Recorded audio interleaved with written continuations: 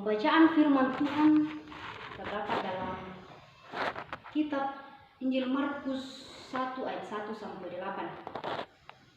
Firman Tuhan, inilah permulaan Injil tentang Yesus Kristus Allah. Seperti ada tertulis dalam kitab Nabi Yesaya, lihatlah, aku menyuruh utusanku mendahului engkau, ia akan mempersiapkan jalan bagimu. Ada suara orang yang berseru-seru di padang gurun, persiapkanlah jalan untuk Tuhan, luruskanlah jalan baginya. Demikianlah Yohanes Pembaptis tampil di padang gurun dan menyerukan, bertobatlah dan berilah dirimu dibaptis, dan Allah akan mengampuni dosamu. Lalu datanglah kepadanya orang-orang dari seluruh daerah Yudea dan semua penduduk Yerusalem, dan sambil mengaku dosanya mereka dibaptis di Sungai Yordan. Yohanes memakai jubah bulu unta dan ikat pinggang kulit, dan makanannya belalang dan madu hutan. Inilah yang diberitakannya, sesudah aku akan datang, ia yang lebih berkuasa daripadaku, membungkuk dan membuka tali kasutnya pun aku tidak layak. Aku membaptis kamu dengan air, tetapi ia akan membaptis kamu dengan Roh Kudus. Amin, firman Tuhan. Bapak Ibu, Shalom dan selamat pagi. Kiranya kita senantiasa berada dalam sukacita, kendati pun kita berada dalam pergumulan yang dialami seluruh umat manusia yang ada di dunia ini dalam pandemi COVID-19 yang sampai pada saat ini belum berakhir.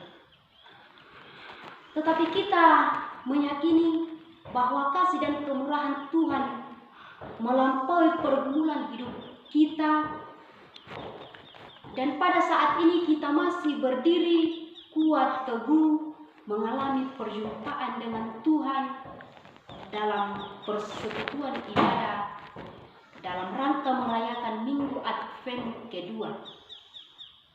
Dan untuk itu Bapak Ibu, kita akan bersama-sama merenungkan firman Tuhan. Dari bacaan kita tadi dikutip satu tema, yaitu menantikan Tuhan dalam kebenaran. Bapak Ibu, saudara-saudara, ada apa sebenarnya di balik penantian itu? Yang pertama, di balik penantian tentu ada kesabaran. Kita contohkan dalam kita pada saat ini, mungkin yang seumuran dengan saya atau bahkan lebih tua dari itu, ada lagu yang mengatakan, yang berjudul resah dan gelisah menunggu di sini. Ini lagu menunggu pacar yang tak kunjung-kunjung datang. Lalu kemudian saya masih teringat dengan sebuah lagu yang berjudul 5 menit lagi. Bapak Ibu, sudah pasti ini dalam kehidupan kita sering menunggu, dan kita tahu bahwa menunggu itu adalah hal yang membosankan. Contoh dalam keluarga, dalam rumah tangga, ketika kita akan mendatangi sebuah acara, lalu kemudian sang suami sedang menunggu istri. Mungkin dia baru saja menunggu 5 menit, tapi dia sudah mengatakan 1 jam saya menunggu. Karena mungkin dalam ketidaksadaran kita tidak memiliki kesabaran untuk menunggu. Lalu kemudian, di balik penantian ada kesetiaan, atau di balik penantian ada komitmen atas janji. Contohnya Bapak Ibu,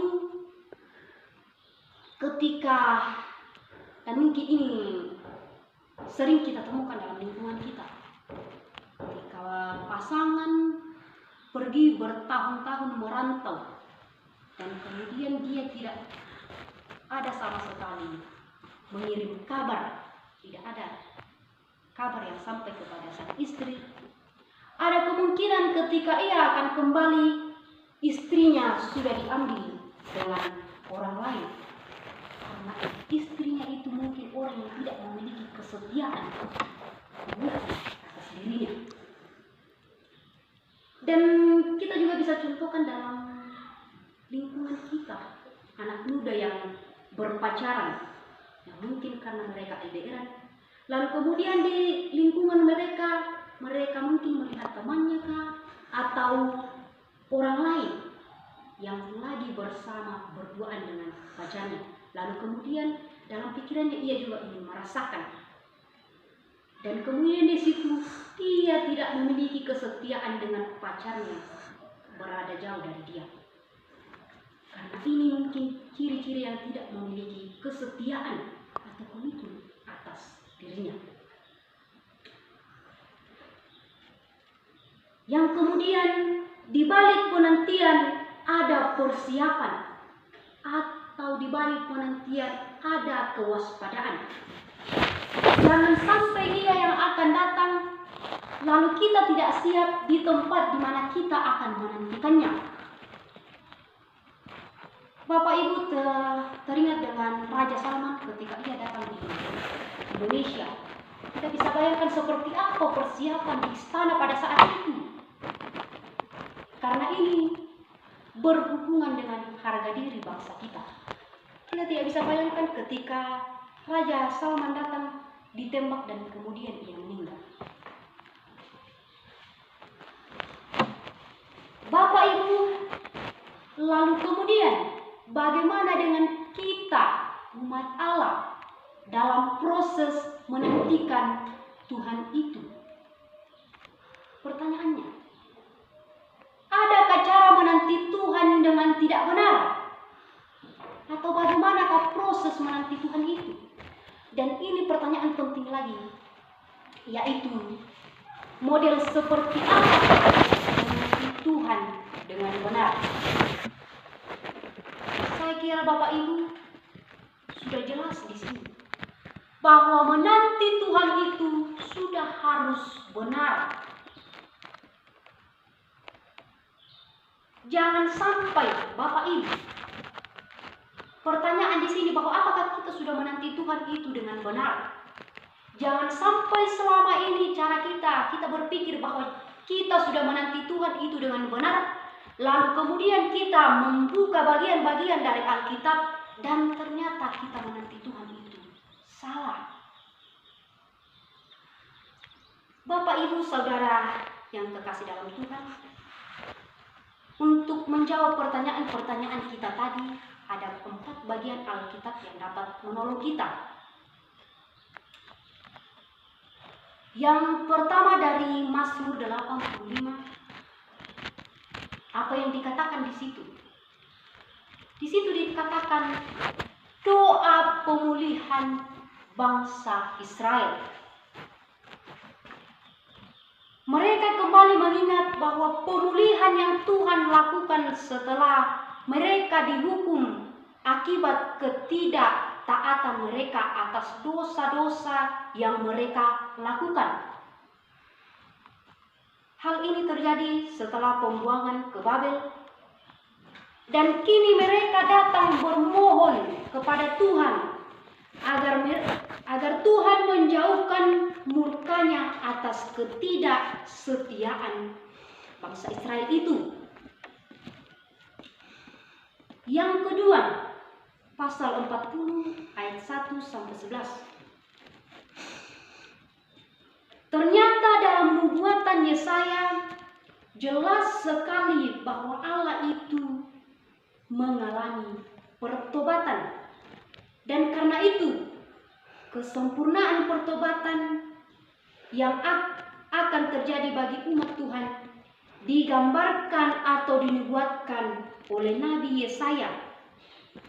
Allah mempersiapkan jalan bagi pemulangan umatnya dari pembuangan. Itu yang dijawab dari kitab Markus tadi. Ada suara yang berseru-seru di padang belantara. Siapkanlah jalan bagi Tuhan. Suara siapa itu? Suara itu dalam Injil Markus tadi, suara Yohanes Pembaptis, yaitu bagaimana menyadarkan umat Tuhan yang kekal, sebagaimana Ia adalah Allah yang dicipta sebelum segala sesuatu. Itulah Yesus. Karena itu Bapak Ibu Saudara-saudara, dalam Injil Markus 1 ayat 1 sampai 8, Markus mengutip Perjanjian Lama dan memberikan indikasi bahwa Mesias sudah dinantikan sejak lama. Tanda-tandanya sudah dinubuatkan dalam kitab Yesaya, di mana hadir seorang pendahulu, yaitu Yohanes yang mempersiapkan jalan. Makanya Yohanes itu sering disebut perintis jalan keselamatan. Karena Yohanes meyakini bahwa firman Tuhan itu digenapi, dan ia memberitakan pertobatan untuk keselamatan, untuk memperoleh keselamatan. Dan itu ia katakan dengan sepenuh hati. Dan kemudian ini Yohanes, dia tidak peduli lagi akan makanannya itu berasal dari mana. Makanannya itu berasal dari dan madu. Memori. Pon memori. Makasih apa tuh?